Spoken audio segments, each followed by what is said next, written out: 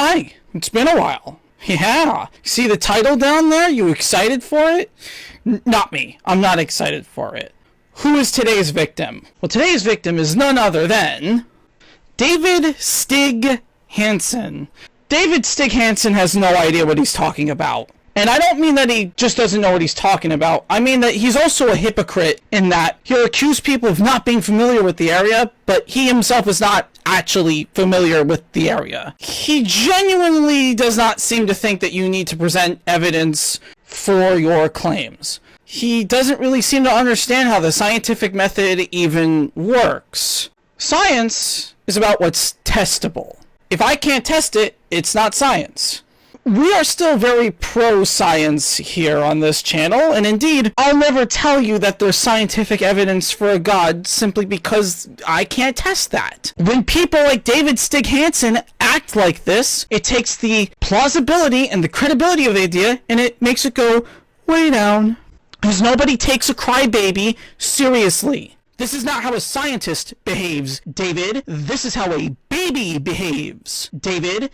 Now, David Stig Hansen is a not geologist and not archaeologist. He's not any of the things required to do any of the things he claims. Video by Stefan Milo and Milo Rossi titled The Actual Archaeology of the Richat Feature.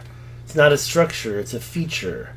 And I, someone who has spent 15 years researching this site, including 3 expeditions going there and countless hours doing Google Earth archaeology, where Stefan Milo himself has confirmed that this is a legitimate form of archaeology. So I'm an archaeologist. Watch the video. Sorry, prematurely paused there. So let's address a couple things right off the bat. In spite of being there for 15 years, David Stig Hansen doesn't know anything about the area. Big shock, right? Mr. Hansen has been so gracious as to put all of his credentials for us to see. Now, maybe I'm blind, and maybe I'm stupid. I see a pretty good decorated history as being in the military and knowing Chinese.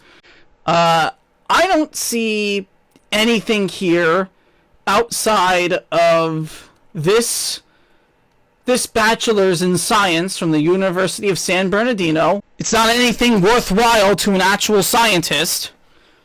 I don't see any other evidence that he knows anything about archaeology.